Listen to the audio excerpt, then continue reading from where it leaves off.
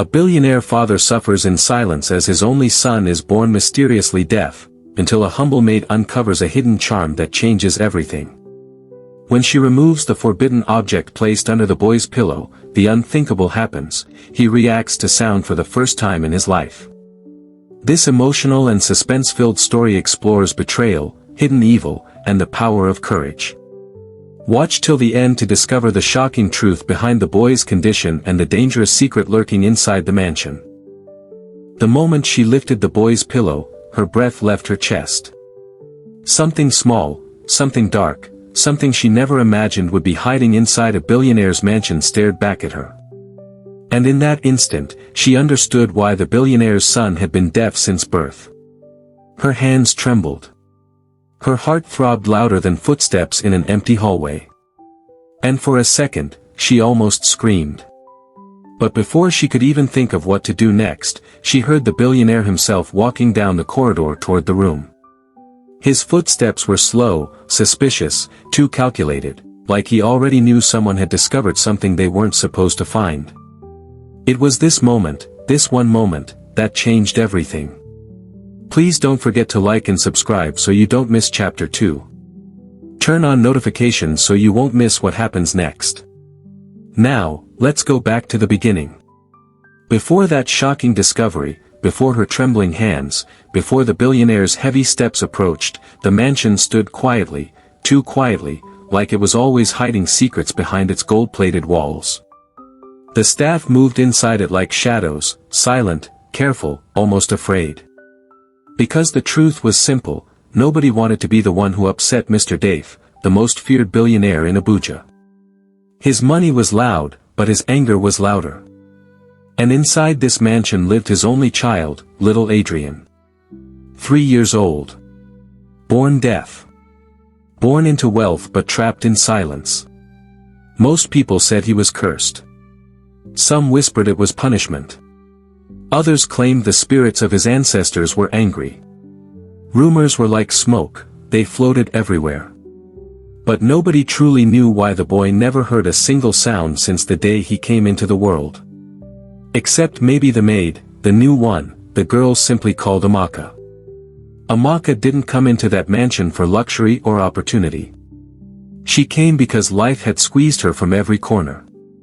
Poverty pushed her like a harsh wind. But even with her struggles, her heart remained soft, and her spirit stubborn. She always noticed things people ignored. She felt things others couldn't. And something about Adrian bothered her from day one. She couldn't explain it, but she felt the boy was not deaf by nature, he was deaf by something else. Something unseen. Something wrong. The first day she carried him, she noticed the way his little body flinched, not from sound, he couldn't hear, but from energy. His eyes would dart sharply like he sensed danger nobody else sensed. And at night, he didn't sleep peacefully. He tossed, restless, almost fearful.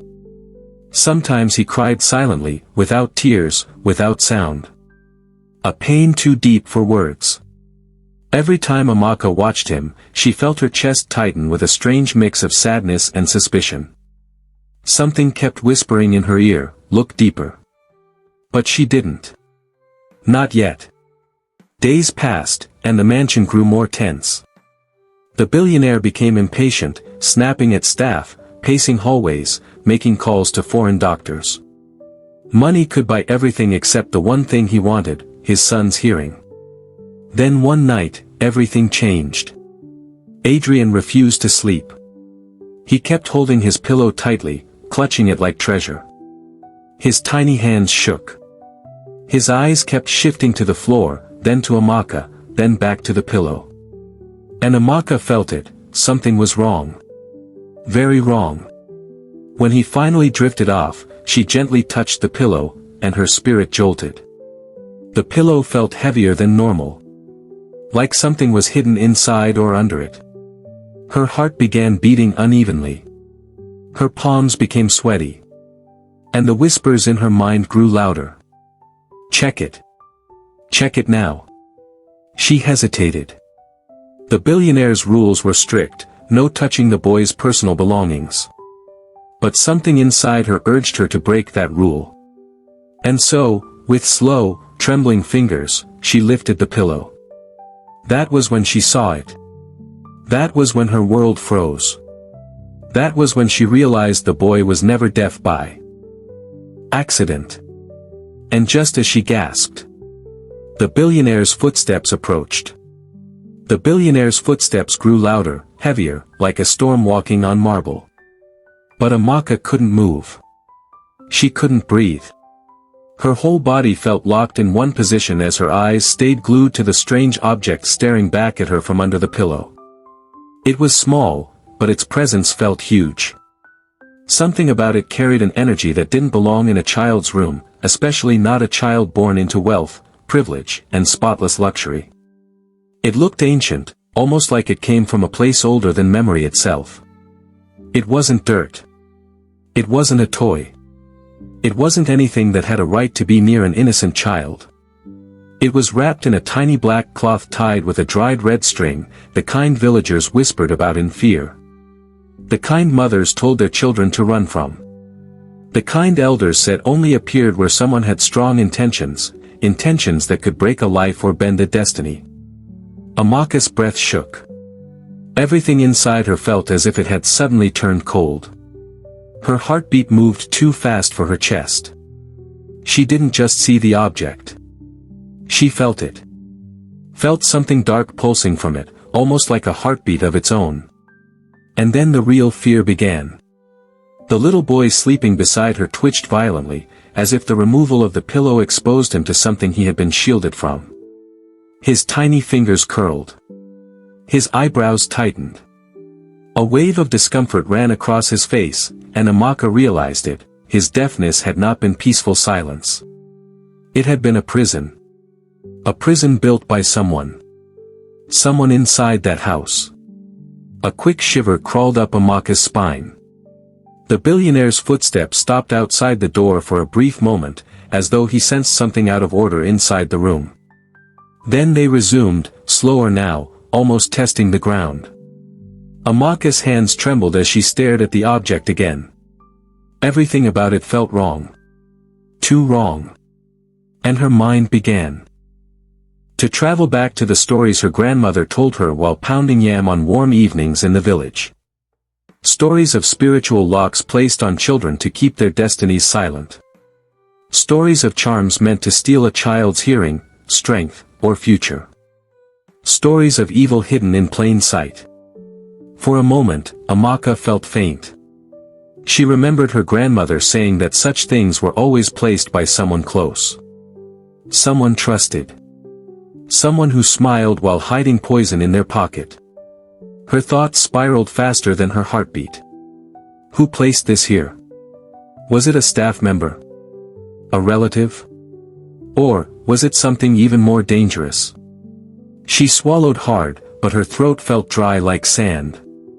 The mansion suddenly felt too big, too quiet, too suspicious. She could sense eyes everywhere, watching, waiting, expecting her to make the wrong move. And then a soft breeze brushed her skin though no window was open. Almost like a warning. Almost like the object under the pillow didn't want to be touched, didn't want to be seen, didn't want to be discovered. Her stomach tightened painfully. Something deep in her spirit whispered again. This child is not deaf. He is held. Held. Bound. Trapped. And the charm was the key. The billionaire's hand touched the doorknob. Amaka panicked. She quickly lowered the pillow, but her movements were messy, too fast, too unsteady. Her body felt hot with fear. She kept replaying the object in her head. The dark cloth. The red string. The eerie pulse she felt when her fingers got close. She knew one thing for certain, whatever that object was, it was not placed there accidentally. And if the billionaire saw the pillow lifted, he would ask questions she wasn't ready to answer. Questions that might put her life in danger. She stepped back from the bed, trying to look normal, but her heartbeat betrayed her. It felt like thunder inside her body. The door began to open, slowly, silently, ominously. Her chest tightened. Her palms shook. Her spirit whispered one final warning. This house is not what it seems. And then, the billionaire stepped inside. The billionaire stepped into the room with the kind of presence that could silence an entire building. His aura felt heavy, like something that filled every corner before he even spoke. Even his breath carried a certain weight, slow, controlled, deliberate. A man who always expected answers before questions. A man who never tolerated mistakes. Amaka froze where she stood, still shaken by the object she had found under the pillow. Her heartbeat moved with painful force against her ribs. She tried to look calm, to pretend everything was normal, but her hands betrayed her. They trembled faintly at her sides, no matter how she tried to steady them. The billionaire's eyes swept the room, slow and observant. He didn't rush. He never rushed. His gaze traveled across the walls, the floor, the boys' toys, the blanket, and finally, the bed. The bed where Amaka had just dropped the pillow too quickly. Too nervously. His eyes lingered there a second too long. Amaka's breath hitched. Her throat felt tight. The air felt heavier around her, almost suffocating. She didn't know if he sensed something out of place or if it was just her fear making everything feel worse. But in that moment, she knew one truth: this man missed nothing. Absolutely nothing. The silence in the room stretched like a thin thread ready to snap. The only sound was the soft breathing of little Adrian, still asleep, still unaware of the darkness hovering over his life like a shadow that refused to leave. Amaka stood still, her mind replaying the image of the object under the pillow. The charm. The red string. The evil pulse. Her grandmother's warnings. The stories of children tied spiritually with objects meant to blind their destinies. The thought of someone placing that thing under this child's pillow made her stomach churn with disgust and fear. She kept wondering who did it. Was it someone in the mansion? Someone hired? Someone with access to the boy's room? Or someone who wanted the billionaire to suffer through his son? She didn't know. But she needed to find out. And she needed to move carefully, because whatever she had found wasn't just evil, it was intentional. The billionaire stepped closer to the bed.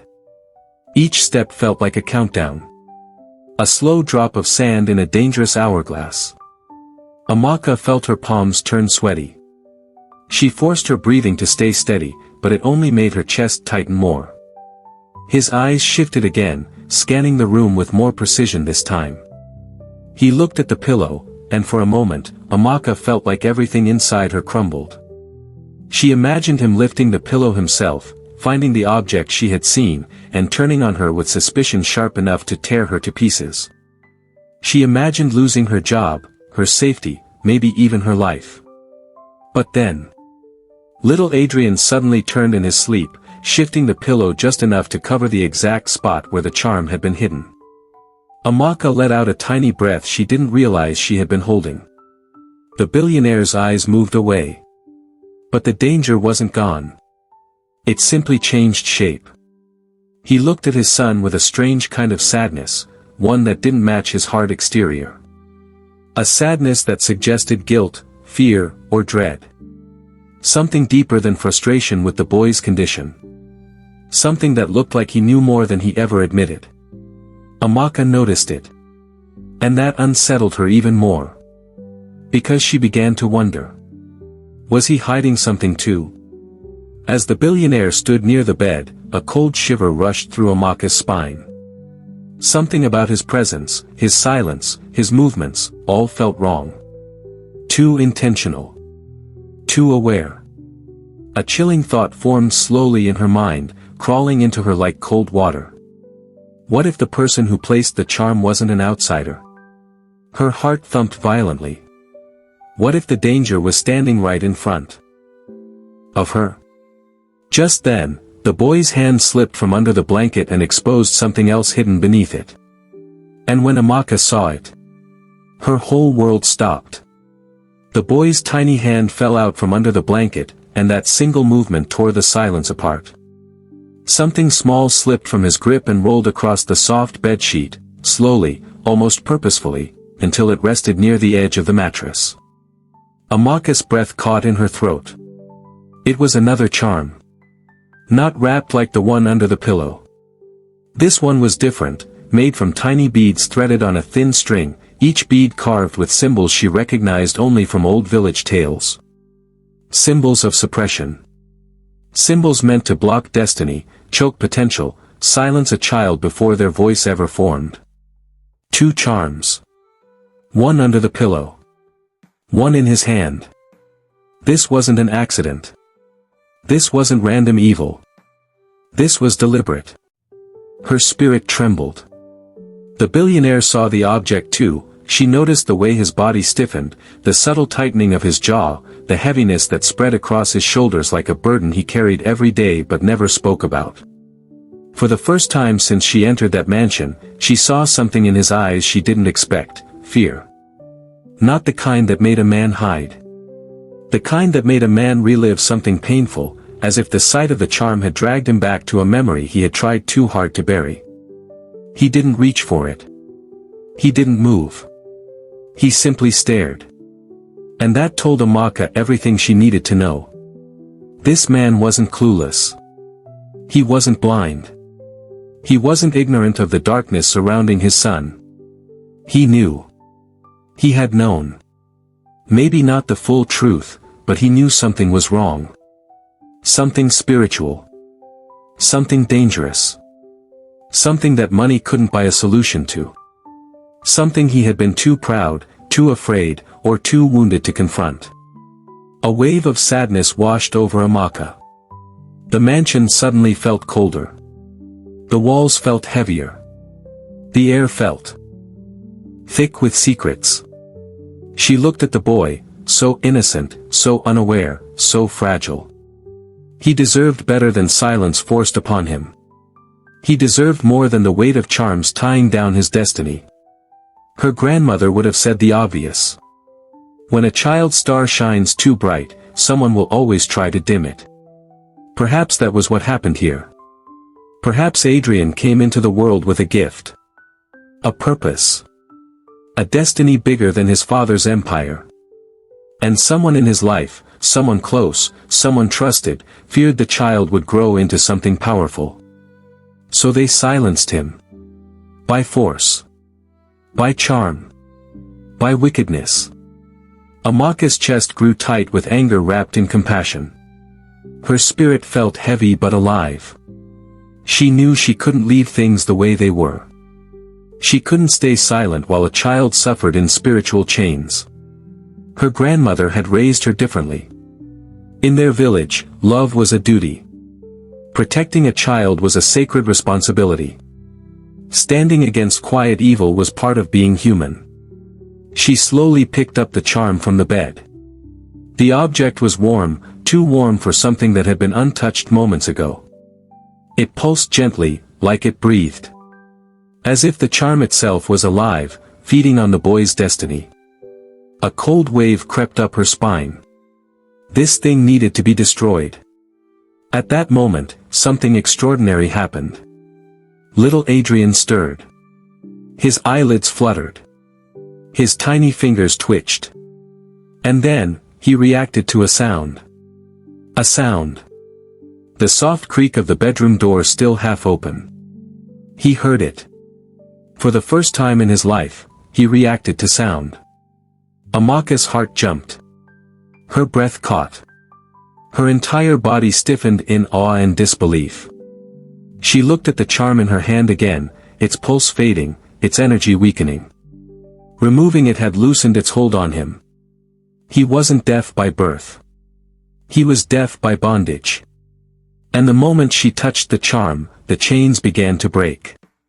But this victory came with danger. Because if the person who placed those charms realized their spell was weakening, they would return. And they would not return gently. Amaka looked at the boy, then at the billionaire, then at the door where shadows stretched long and dark. Someone was coming. Someone who didn't want the truth exposed. someone who would do anything to keep the boy silent forever. But for the first time, Adrian heard something. And that changed everything. Moral of the story. Evil often hides in silence, in shadows, and in places we least expect. But one brave heart, one small act of courage, can break even the deepest chains. A child's destiny is sacred, and those who protect the innocent carry the strongest power of all: truth, love, and courage. If you enjoyed this story, don't forget to hit that like button and subscribe to our channel. And hey, tell us the country you're watching from in the comments. We love connecting with all of you. Thank you, and also check our old videos.